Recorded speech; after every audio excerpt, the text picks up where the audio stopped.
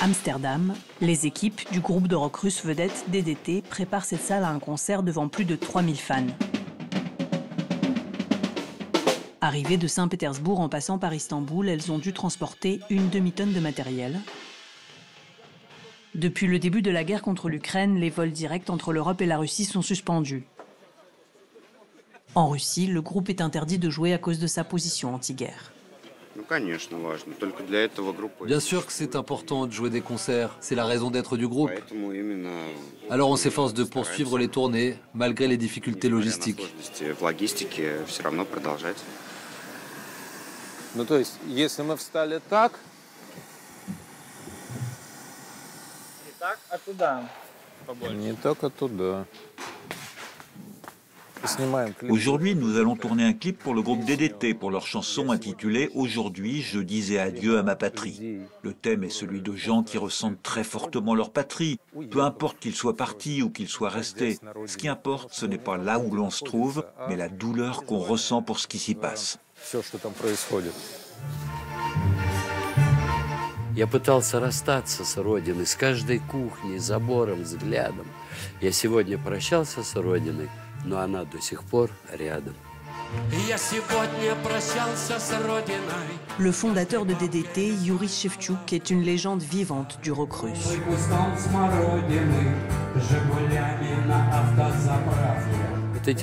Ces adieux à la patrie, je les fais peut-être chaque matin ou chaque soir. Contrairement à des centaines de milliers de ses compatriotes ayant fui le pays à cause des répressions, il a choisi de rester en Russie. À l'été 2022, il est sanctionné d'une amende pour avoir critiqué sur scène le culte de la personnalité de Vladimir Poutine sur fond de guerre contre l'Ukraine. Il risque désormais des poursuites pénales au moindre écart de langage. Mais cela ne l'empêche pas de créer.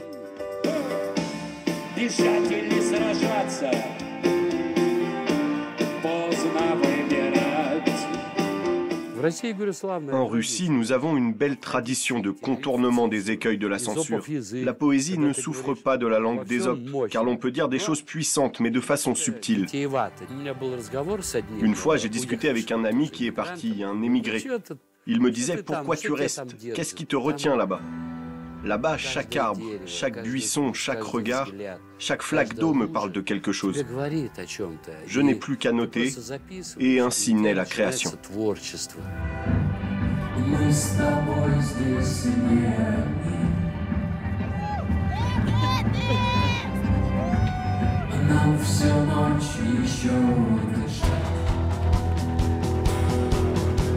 Chantre du pacifisme depuis plus de 40 ans, Yuri Shevchuk est un pionnier du rock russe dissident. Secouriste bénévole pendant la première guerre de Tchétchénie puis celle de Géorgie, il a dès l'époque soviétique des ennuis avec les autorités, notamment à cause d'une chanson écrite en 1980 en pleine guerre d'Afghanistan.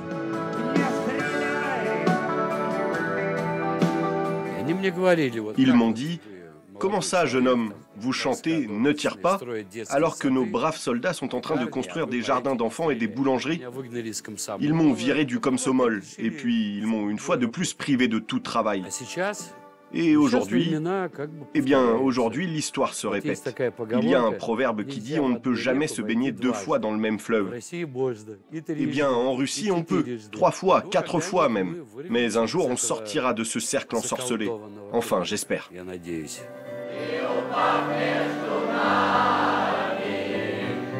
L'espoir, Yuri Shevchuk et ses musiciens l'ont offert à Amsterdam à leurs fans russes, ukrainiens et biélorusses, réunis le temps d'un soir, toutes générations confondues,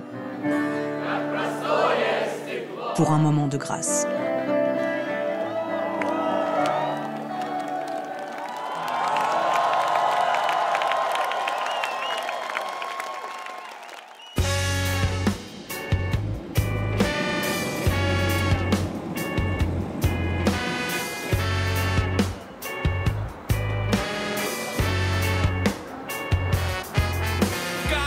La Géorgie, nouvelle terre d'exil pour les Russes ayant fui le régime de Vladimir Poutine.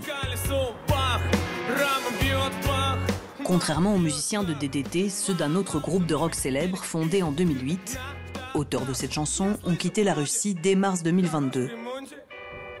moins de 2 semaines après l'attaque contre l'Ukraine. Lorsque la guerre a commencé, j'estimais que c'était un immense malheur et un deuil terrible que nous tous, tous les Russes, nous devions ressentir. Tant ce n'est pas juste, tant c'est mal, tant cela ne devrait pas exister dans nos vies. Mais je voyais l'indifférence des gens autour de moi dans la rue et tous ceux qui saluaient et soutenaient cela. Et c'était insupportable.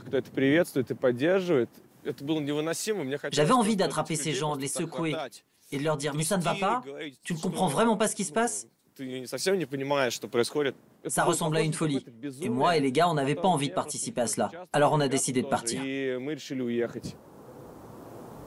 Volodya Kotlyarov dit comprendre et respecter ceux qui, comme Yuri Shevchuk, sont restés et résistent de l'intérieur.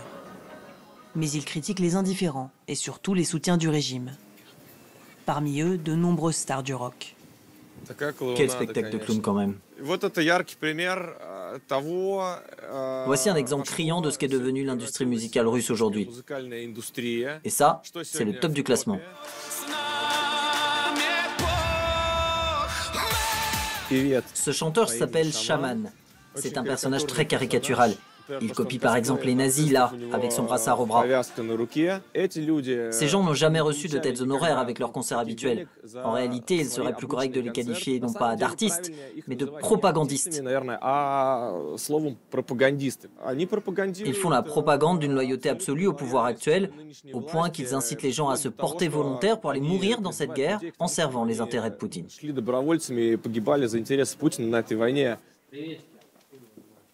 Volodya, lui, dénonce sans cesse la guerre et la dictature.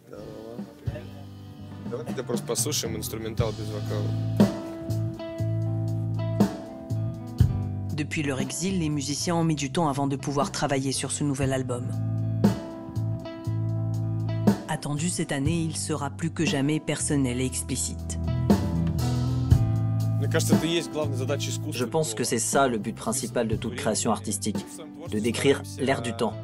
Nous, dans notre art, nous essayons toujours de parler de ce qui est important. C'est d'ailleurs pour cela que nous avons été interdits en Russie et qu'on nous empêchait de donner des concerts toutes ces dernières années.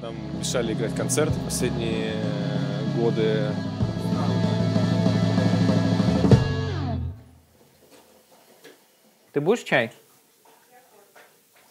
Кофе. Окей. Valentina et Vlad sont tombés amoureux en exil. Elle est artiste et psychologue, lui musicien et vidéaste. Comme des centaines de milliers de Russes, il a quitté le pays en septembre 2022, après que Vladimir Poutine a lancé la mobilisation. Et il a immortalisé cette étape de sa vie dans un clip. Ces images, je les ai filmées en route pour l'aéroport, en quittant Saint-Pétersbourg. En tant que vidéaste et réalisateur, je sentais mon devoir de filmer cette étape de ma vie. Arrivé à la frontière avec la Géorgie, Vlad et les membres de son groupe ont mis plus de 3 jours et 3 nuits à atteindre le point de passage.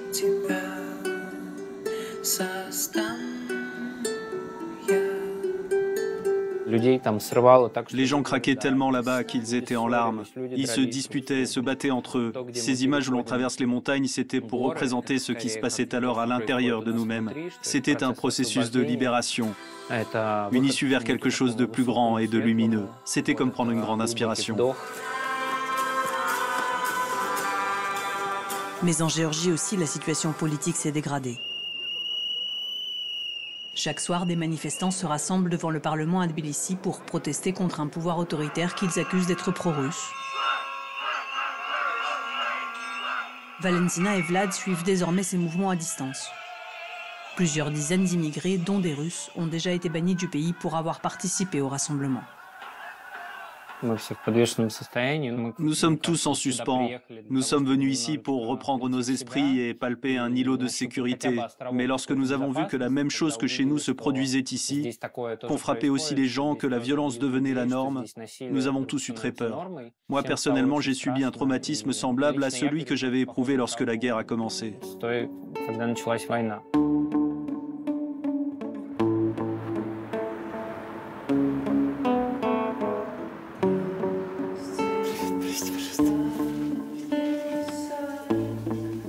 Ce soir, Vlad a organisé un kvartirnik, un concept hérité de l'Union soviétique où des artistes dissidents interdits de scène se produisaient en appartement.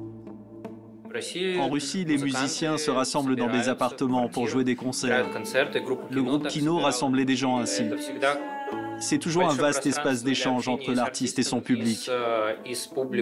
Beaucoup de gens font connaissance pendant ces kvartirnik. Certains tombent amoureux. Les kvartirnik ont un pouvoir de guérison.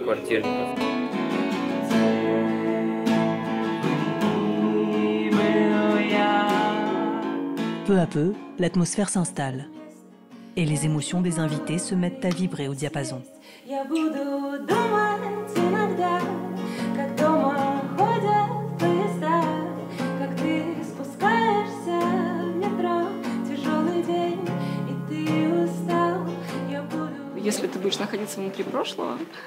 Si je m'enferme dans mon passé, dans mes espoirs et dans mes souvenirs, je ne pourrai pas vivre pleinement cette nouvelle vie que j'ai ici. Celle que je ne construis pas vraiment par choix, mais dans laquelle je m'investis. Alors je mets une barrière entre mon passé et moi-même, et quand soudain une chanson me ramène là-bas, dans le métro de Moscou, ça fait très mal. Je ne suis pas encore parvenue à la lumière et à un souvenir apaisé. J'ai le sentiment de n'être plus là-bas, mais pas encore tout à fait ici. Lorsque j'ai écrit cette chanson, je pensais à mes parents. Ils vivent en Russie, à Moscou. Je les imagine en train de prendre le métro, de m'attendre, de vivre leur vie, de travailler. Par cette chanson, j'avais juste envie de les enlacer à distance. J'aime à croire que lorsque je la chante, ils sont en sécurité parce que je pense à eux.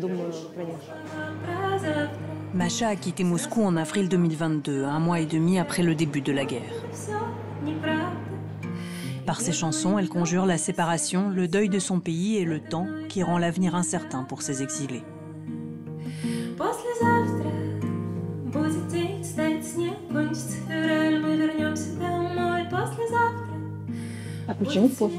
Et pourquoi après-demain? Parce que c'était le leitmotiv de l'opposition russe, comme quoi aujourd'hui était un mauvais jour, mais que demain, nous nous retrouverions enfin dans la merveilleuse Russie du futur. Mais j'ai l'impression que ce demain, où tout ira bien, nous ne l'atteindrons peut-être jamais, alors qu'après-demain sera peut-être plus lumineux.